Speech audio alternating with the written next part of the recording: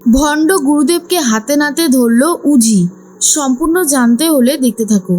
গল্পে শুরুতেই দেখা যায় যে উজি ঋষির সাথে কথা বলছিল, আর সেই মুহূর্তেই ফোন করে অফিসার জিৎ বসু আর বলে, আপনার সাথে খুব জরুরি একটা কথা ছিল উজি, যেই কথাগুলো না বললেই নয়, 5টা মিনিট সময় লাগবে। উজি বলে, হ্যাঁ বলুন না, কি কথা বলবেন। এরপরেই পুরোটা বিশ্লেষণ করতে শুরু করে অফিসার জিৎ বসু আর বলে, আপনি নিশ্চয়ই জানেন যে বড় বড় পুজো মণ্ডপে ডিরেক্ট ঠাকুরকে ছুঁয়ে পুজো দেওয়াটা বিশাল বড় একটা ব্যাপার, আর সেখানেই হয়েছে একটা গন্ডগোল। এরকমই একটা সংস্থা কাজ করতে শুরু করে, আর তারা ক্লেম করে যে তারা একেবারে ডিরেক্ট পুজো দেওয়ার ব্যবস্থা করিয়ে দেবে, আর সেই মতো তারা পেমেন্ট করবে যারা কিনা পুজো দেবে সরাসরি। পেমেন্ট করার সময় একটা ওটিপি যাবে তাদের ফোনে, সেই ওটিপিটা বলতে হবে। যথারীতি ওটিপিগুলো যেতে শুরু করে, আর ওই ওটিপি দিয়েই সমস্ত টাকা পয়সা সবার চুরি হয়ে যায়। অনেক বড় একটা কেস ঘটে গেছে। এরপর ওই সংস্থার সাথে যোগাযোগ করার চেষ্টা করলে কোনো রকমের আর কোনো যোগাযোগ করা যায় না। এইটা নিয়েই নতুন কেস আমাদের শুরু হয়ে গেছে। শোনার পরে উজি তো পুরো অবাক হয়ে যায় আর বলে, কি বলছেন কি স্যার, এটা তো পুরো মারাত্মক লেভেলের একটা ক্রাইম।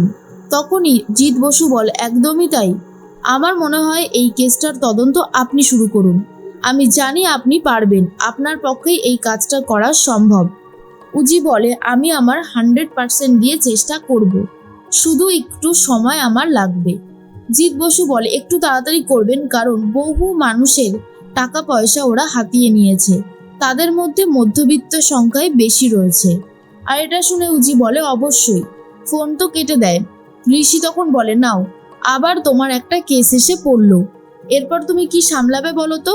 উজি বলে, সেটাই তো ব্যাপার, এরপর মাকে সামলানোটাও অনেক বড় একটা ব্যাপার হয়ে যাবে, কিন্তু আমি তো একজন অফিসার, আমার ডিউটি তো এরকমই, হুটপাট করে চলে আসে। অন্যদিকে নিশা আর ভানু প্ল্যান করে ফেলেছে ব্যাংক ডাকাতি করবে, আর সেই মতোই সমস্ত প্ল্যান সাজিয়ে নিয়েছে।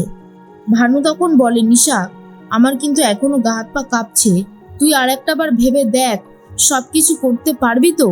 নিশা বলে, ভানু, তুই আমাকে উৎসাহ দিতে পারবি না, দিস না, কিন্তু আমাকে ভয় ধরাবি না, এটা আমার একদমই পছন্দ না। আমি করতে পারবো, সেই কনফিডেন্স আমার আছে, কিন্তু তুই আমার কাছে এসে এইসব ভয়ের কথা বলবি না। এর মধ্যেই দেখা যায় একজন ভণ্ড গুরুদেব, যে কিনা ঋষিদের বাড়িতে এসে জুটেছে, আর সেই যে এই স্ক্যামটা করেছে সেটা এখনো পর্যন্ত উজিব জানেই না। স্ক্যাম করতে করতে সে আবারও সব কিছু হিসাবটা মিলিয়ে নেয়। তার মধ্যেই উজি গিয়ে ডাকাডাকি শুরু করে সে গুরুদেবকে, আর এর মধ্যেই কেমন একটা আওয়াজও শুনতে পায়, যেটা শোনার পর খেয়া আর খেয়ার বাবা দুজনেই চমকে যায় আর বলে, কি দরকার ছিল শোভার এরকম একজন গুরুদেবকে বাড়িতে জায়গা দেওয়ার। তখনই উজি গিয়ে দরজাটা ধাক্কা দেয়। উজিকে তখন এসে কথা শোনাতে থাকে ভণ্ড গুরুদেব আর বলে, মূর্খ, জানিস না এইভাবে দরজা ধাক্কা দিতে নেই?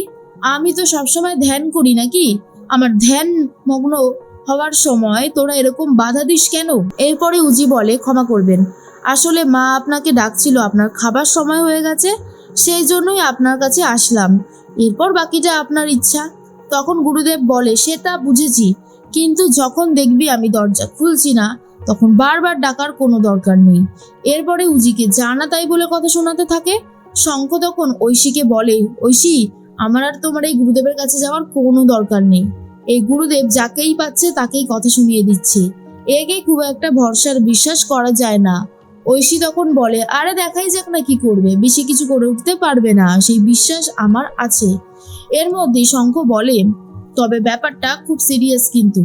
এর মধ্যেই দুর্জয় তো ছাড়া পেয়ে এসেছে বাড়িতে। দুর্জয়ের জন্য রান্না বান্না করেছে পৃথা, মাংস সাজিয়ে দিয়েছে বাটিতে, কিন্তু 4 পিস মাংস দেখে খুব রেগে যায় দুর্জয় আর বলে, এতগুলো মাংস আনলাম, কোথায় গেল? আমাকে এই কটা মাংস দিয়েছো কেন? পৃথা বলে, কয়েক টুকরো মাংস রেখেছি শুধুমাত্র মেয়েটার জন্য, তুমি এরকম তো আগে কখনো ছিলে না, এরকমটা হলে কবে তুমি? তখনই চলে এসেছে দীপ্তি আর বলে, আমার ভাগের মাংসটাও এনাকে দিয়ে দাও, এই মাংস আমার গলা দিয়ে এমনিও নামবে না। তখন দুর্জয় রীতিমতো মেয়ের গায়ে হাত তুলতে যায়, যা দেখার পর পৃথা বলে, খবরদার ওর গায়ে হাত তুলবে না। কি পেয়েছোটা কি তুমি? তোমার যাকে ইচ্ছা হবে তুমি তাকেই মারবে? তোমার স্বভাব চরিত্রটা যে এতটা খারাপ সেটা আমি ভাবতেও পর্যন্ত পারিনি। এর মধ্যেই দুর্জয় বলে, হ্যাঁ আমার স্বভাব চরিত্র দুটোই খারাপ, তাই তোমাদের বলছি তোমরা হয় এই বাড়ি থেকে বেরিয়ে যাও, আর যদি এই বাড়িতে থাকো তাহলে দয়া করে মুখটা বন্ধ করে থাকবে। আশা করছি তুমি আমাদের কথা বুঝতে পেরেছো। অন্যদিকে দেখা যায় গুরুদেব চলে এসেছে খেতে, তারপরেও কেমন একটা হাবভাব করতে থাকে, যা দেখার পর উজির সন্দেহ আরো বেশি বাড়ে। উজি চলে যায় গুরুদেব যেই ঘরে ছিল সেই ঘরে, সেখানে গিয়ে পুরোপুরি সার্চ করতে শুরু করে দেয়। এদিকে যেই ব্যাংকে লুটপাট করবে বলে ঠিক করেছে নিশা, সেই ব্যাংকের সামনেই চলে এসেছে। ভানু তখন বলে, চল ভেতরে গিয়ে দেখি কেমন কি রয়েছে সাজানো। নিশা বলে, আরে দাঁড়া, সিসিটিভি গুলো রয়েছে দেখতে পাচ্ছিস, তোর কি মাথা টাথা খুব খারাপ নাকি? আমাদেরকে ছদ্মবেশ নিয়ে আসতে হবে, না হলে আমরা কোনোভাবেই বাঁচবো না, ধরা পড়ে যাব। তারপরেই ছদ্মবেশ নিয়ে নিয়েছে নিশা আর ভানু, আর তারপর ভেতরে ঢুকে পড়ে। অন্যদিকে তন্ন তন্ন করে সার্চ করতে থাকে উজি, যাতে গুরুদেবের বিরুদ্ধে অন্তত একটা প্রমাণ জোগাড় করতে পারে।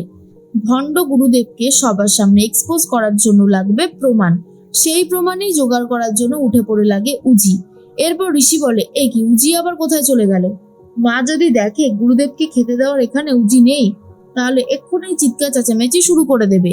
এরপরে খুঁজে না পেয়ে গুরুদেবের ঘরে গিয়ে ঋষি দেখে উজি সবকিছু সার্চ করতে শুরু করেছে, আর বলে, কি ব্যাপার, তুমি এখানে কি করছো?